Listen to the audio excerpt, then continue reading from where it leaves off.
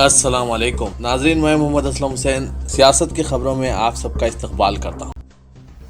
اتراکھنڈ کے چمولی ضلع میں کونڈا دیوی گلیشیئر کا ایک حصہ ٹوٹ گیا، جس کے بعد برف کے توڑے گرنے لگے اور الاکنندا ندی اور دوسری دریاؤں میں سیلاب آ گیا، جس کے نتیجے میں ہائیڈرو الیکٹرک اسٹیشنز بہہ گئے اور کم از کم 7 افراد ہلاک ہو گئے، جبکہ 125 لاپتہ ہیں، جن کے بارے میں اندیشہ ہے کہ وہ ہلاک ہو چکے ہیں۔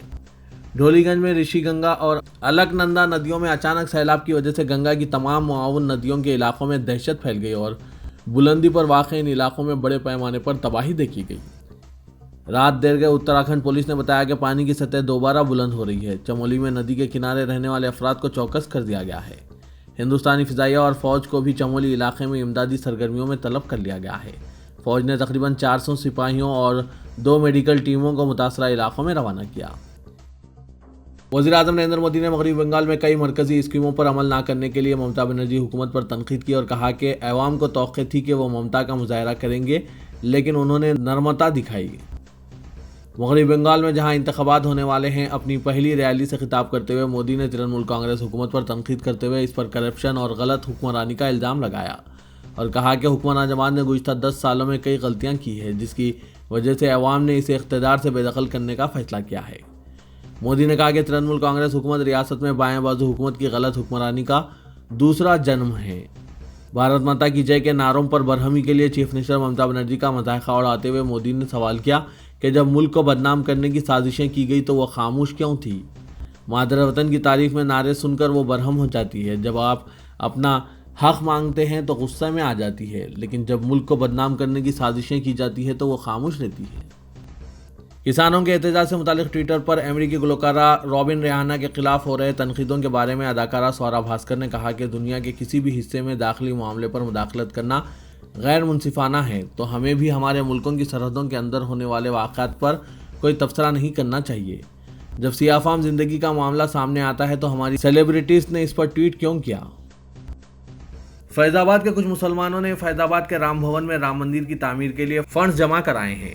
فنڈز جمع کروانے والے مسلمانوں نے کہا کہ ہم ہندوستانی ہیں، ہمارا تعلق کسی دوسرے مذہب سے ہو سکتا ہے، لیکن ہم دوسرے ملک ترکی سے نہیں آئے ہیں۔ ہمارے آبا و اجداد کا تعلق اس سرزمین سے ہے اور ہم اپنے ہندو بھائیوں کے ساتھ ہم آہنگی رکھتے ہیں اور ان کے ساتھ کندھے سے کندھا ملا کر چل رہے ہیں اور ان کے مندر کی تعمیر کے لیے بھی ہم اپنا تعاون پیش کر رہے ہیں۔ متھرا کی عدالت نے شاہی عیدگاہ مسجد انتظامیہ کمیٹی اور دیگر کو نوٹسیں جاری کی اور ایک تازہ درخواست پر ان کا موقف جاننا چاہا، جس میں 17ویں صدی کی مسجد کو کٹرا کیشو دیو مندر کمپلیکس متھرا میں کرشن بھگوان کی جنم بھومی کے قریب سے ہٹا دینے کی گزارش کی گئی ہے۔ ایڈیشنل ضلع و سیشن جج دیوکانت شکلا نے درخواست سماعت کے لیے قبول کرتے ہوئے صدر سنی وقف بورڈ لکھنؤ اور مینیجنگ ٹرسٹیز شری کرشن جنم بھومی ٹرسٹ کٹر کیشو دیو مندر اور شری کرشنا سیوا سنستھان کٹر کیشو دیو مندر کو نوٹسیں جاری کی۔ عدالت نے کہا کہ اس دیوانی مقدمے کی تفصیلی سماعت ہو سکتی ہے۔ دہلی پولیس نے 26 جنوری کو لال قلعے پر تشدد کے ایک ملزم سکھدیو سنگھ کو چنڈی گڑھ سے گرفتار کیا ہے۔ دہلی پولیس نے قبل ازیں دیپ سدھو، جگرات سنگھ، جروت سنگھ اور گرجن سنگھ کی گرفتاری میں معاون اطلاع دینے پر فی کس 1 لاکھ روپے رقمی انعام دینے کا وعدہ کیا تھا۔ تازہ گرفتاری کے ساتھ یوم جمہوریہ تشدد کے سلسلے میں گرفتار افراد کی تعداد اب 127 ہو گئی ہے۔ ہنر ہاٹ کا 29 لاکھ سے زائد افراد نے مشاہدہ کیا ہے، جس کا اہتمام لکھنؤ میں اودھ شلپارم میں کیا گیا۔ یہ بات مرکزی وزیر مختار عباس نقوی نے میڈیا نمائندوں کے ساتھ بات چیت کرتے ہوئے بتائی۔ انہوں نے مزید بتایا کہ ہنر ہاٹ کا 22 جنوری سے آغاز ہوا، جو کہ 7 فروری تک جاری رہا۔ اس موقع پر کروڑوں روپے کی دستی اشیاء کی خریداری کی گئی۔ انہوں نے کہا کہ ملک کے فنکاروں کی جانب سے تیار کردہ پروڈکٹس کی خریداری میں عوام نے جوش و خروش کا اظہار کیا ہے۔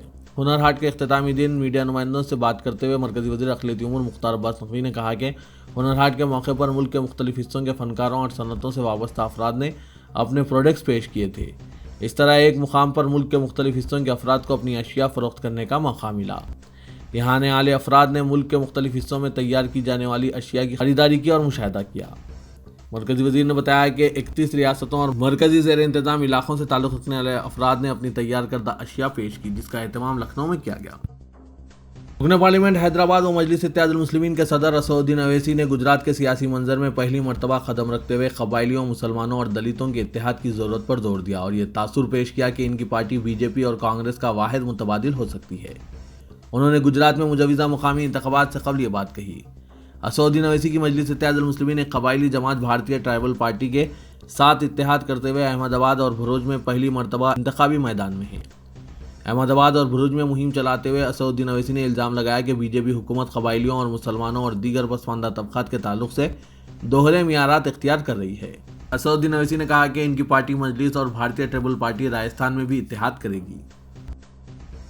ابوظہبی حکومت نے کورونا کے بڑھتے ہوئے معاملوں کے باعث حفاظتی تدابیر مزید سخت کرنے کا فیصلہ کیا ہے۔ اماراتی نیوز ایجنسی کے مطابق کورونا کے انسداد کے لیے قائم کمیٹی نے کہا ہے کہ تمام تجارتی مراکز میں گنجائش کے حساب سے صرف 40% لوگوں کو جانے کی اجازت ہوگی۔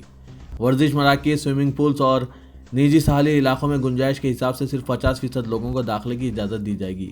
ہوٹلز، ریسٹورنٹس، پارکوں اور پبلک مقامات میں گنجائش کے حساب سے صرف 60% لوگوں کو جانے کی اجازت ہوگی۔ کمیٹی نے کہا کہ تمام سنیما گھر بند ہوں گے، ہر قسم کی تقریبات پر پابندی ہوگی اور اجتماعات منع ہوں گے۔ شادی بیاہ کی تقریبات میں 10 سے زیادہ افراد کی شرکت پر پابندی ہے۔ پاکستان کے وزیر خارجہ شاہ محمود قریشی نے کہا ہے کہ پاکستان کے سابق وزیر اعظم نواز شریف نے وزیر اعظم ہند نریندر مودی کو شادی پر بلا کر گلے لگایا اور کشمیریوں سے بغاوت اور غداری کا ارتکاب کیا۔ نواز شریف کی بیٹی کس منہ سے کشمیر کا ذکر کرتی ہے؟ پاکستان کے وزیر اعظم عمران خان نے ابوظہبی کے ولی عہد اور متحدہ عرب امارات کی افواج کے ڈپٹی سپریم کمانڈر شیخ محمد بن زاید ال نہیان سے ٹیلی فون پر بات چیت کی۔ وزیر اعظم ہاؤس سے جاری اعلامیہ میں کہا گیا کہ دونوں رہنماؤں نے پاکستان اور یو اے ای کے مابین موجودہ قریبی برادرانہ تعلقات پر اظہار خیال کیا۔ تلنگانہ میں چیف منسٹر کی تبدیلی سے متعلق قیاس آرائیوں کا خاتمہ کرتے ہوئے چیف منسٹر کے چندر شیکھر راؤ نے واضح کر دیا کہ وہ آئندہ 10 سالوں تک اس عہدے پر برقرار رہیں گے۔ انہوں نے پارٹی قائدین کو مشورہ دیا کہ وہ چیف منسٹر کی تبدیلی کے بارے میں بیان بازی بند کر دیں۔ KCR آج تلنگانہ بھون میں پارٹی کی ریاستی عاملہ کے اجلاس سے خطاب کر رہے تھے۔ 2 گھنٹوں سے زائد تک اجلاس جاری رہا، جس میں پارٹی کے تنظیمی استحکام، مجالس مقامی گریجویٹ زمرے کی MLC نشستوں اور ناگرجنا ساگر ضمنی انتخابات جیسے امور پر غور کیا گیا۔ حالیہ عرصے میں KTR کو چیف منسٹر بنائے جانے سے متعلق قیاس آرائیوں پر ناراضگی کا اظہار کرتے ہوئے وزیر اعلیٰ نے صاف لفظوں میں کہہ دیا کہ وہ اسمبلی میں پہلے ہی اعلان کر چکے ہیں کہ وہ 10 سالوں تک عوام کی خدمت کے لیے عہدے پر برقرار رہیں گے۔ انہوں نے کہا کہ وہ مکمل طور پر صحت مند ہے اور چیف منسٹر کی حیثیت سے فرائض کی انجام دہی میں کوئی رکاوٹ نہیں ہے۔ KCR نے کہا کہ میں نے جدوجہد کے ذریعے علیحدہ تلنگانہ ریاست حاصل کی ہے اور میرے لیے عہدہ کوئی اہمیت نہیں رکھتا۔ میں نے علیحدہ تلنگانہ کے لیے کئی عہدوں کو چھوڑ دیا ہے۔ میں آئندہ 10 سالوں تک چیف منسٹر کے عہدے پر فائز رہوں گا، اس کا سابق میں اسمبلی میں اعلان کر چکا ہوں۔ باوجود اس کے نئے چیف منسٹر کے بارے میں بیان بازی میری سمجھ سے باہر ہے۔ تلنگانہ کے ضلع سوریا پیٹ میں BJP قائدین اور کارکنوں نے گلیڈ ایگرو کمپنی کے اراضی کے قریب دھرنا منظم کیا۔ اس دوران احتجاجی کارکنوں نے کمپنی کے شیڈ کو توڑ ڈالا، جس پر پولیس نے احتجاجی کارکنوں پر لاٹھی چارج کیا۔ اطلاع کے مطابق BJP کے کارکنوں نے پولیس پر پتھراؤ کیا اور پولیس نے جواب میں لاٹھی چارج کیا۔ اس واقعے میں کوڈاڈی SP رگھو، حضور نگر سرکل انسپکٹر رگھو راؤ اور 2 سب انسپکٹرز کے سر پر زخم آئے اور کئی پولیس جوان زخمی ہو گئے۔ اس واقعے کے بعد BJP کے ریاستی صدر بنڈی سنجے، ارکان اسمبلی رگھو نندن راؤ اور راجا سنگھ اور وجے شانتی بھی وہاں پہنچ گئے۔ کافی دیر تک علاقے میں کشیدگی دیکھی گئی۔ Governor Telangana doctor T. Soundara Rajan نے کہا کہ ہندوستان میں اس قدر صلاحیت موجود ہے کہ وہ عالمی سطح پر خلائی تحقیقات کا مرکز بن سکتا ہے۔ انہوں نے کہا کہ ہندوستان کے سائنسدانوں میں قابلیت اور ذہانت کی کوئی کمی نہیں اور سیٹلائٹس لانچنگ کے معاملے میں ہندوستان دنیا میں اپنا منفرد مقام رکھتا ہے۔ گورنر نے کہا کہ خلائی تحقیق کے معاملے میں ہندوستان دنیا کے ٹاپ 6 ممالک میں شامل ہے اور حکومت کے تعاون سے خلائی تحقیق میں مزید پیش رفت ہوگی۔ گورنر نے doctor APJ Abdul Kalam space research کیوبکس challenge 2021 کا آن لائن افتتاح انجام دیا۔ آن لائن دھوکہ دہی میں ملوث چین کی ویب سائٹس کے معاملے میں انفورسمنٹ ڈائریکٹوریٹ اور حیدرآباد پولیس نے اپنی تحقیقات میں شدت پیدا کر دی ہے۔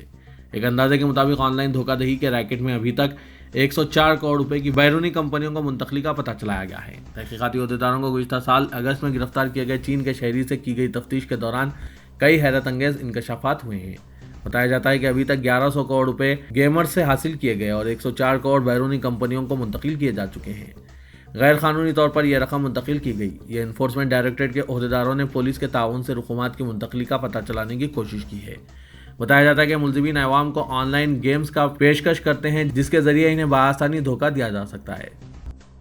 شہر حیدرآباد میں غیر مجاز واٹر کنیکشن کے خلاف Hyderabad metropolitan water works and sewerage board کی جانب سے بڑے پیمانے پر کارروائی کا فیصلہ کیا گیا ہے اور اس سلسلے میں محکمہ آبرسانی کی جانب سے شہر کے تمام مکانات کا گھر گھر سروے اور آبی کنیکشن کے متعلق معلومات کے حصول کا فیصلہ کیا گیا ہے۔ ریاستی حکومت نے مجلس بلدیہ عظیم تر حیدرآباد کے حدود میں 20,000 لیٹر مفت پانی کی اسکیم کا اعلان کیا تھا اور انتخابات کے بعد مفت پانی کی اسکیم کے حصول کے لیے आधार कार्ड और नल के मीटर के लुज़ूम का फैसला किया गया और कहा गया कि जिन लोगों के पास आधार कार्ड और नल का मीटर मौजूद है इन्हें इस स्कीम से इस्तिफादा हासिल करने का मौका दिया जाएगा और शहर हैदराबाद में गैर मिजाज कनेक्शंस है इन्हें बर्खास्त करने के लिए इक़दाम किए जाएंगे। शहर हैदराबाद में कई हेरिटेज स्ट्रक्चर्स हैं और ये स्ट्रक्चर्स रियासत में सयाहत के फ़रोग़ और इसमें इजाफे के लिए बड़ी अहमियत रखते हैं। रियासती हुकूमत की जानिब से सयाहत को फ़रोग़ देने के लिए 60 करोड़ रुपये मसारिफ के साथ तारीख़ी शहर हैदराबाद में हेरिटेज इमारतों के तहफ़्फ़ुज़ के लिए इक़दाम किए जा रहे हैं। इस शहर में जहाँ कहीं हेरिटेज स्ट्रक्चर्स और तारीख़ी मुक़ामात हैं, सयाहों की आमद में इजाफा हो रहा है। चुनांचे ग्रेटर हैदराबाद म्यूनसिपल कॉरपोरेशन ने सयाहत के लिए पुरकशिश मुक़ामात पर सेहत व सफाई की बरकरारी की मुहिम चलाई है ताकि शहर को साफ़ सुथरा रखा जाए। एक पायलट प्रोजेक्ट के तहत GHMC ने 12 मुकामात की निशानदही की और इन मुकामात पर सेहत व सफाई और ग्रीनरी को यकीनी बनाने के लिए 2 खानगी एजेंसियों की खिदमात हासिल किए हैं। इन एजेंसियों को इन मुकामात पर 24 घंटे साफ सफाई को बरकरार रखने का काम तफवीज़ किया गया है।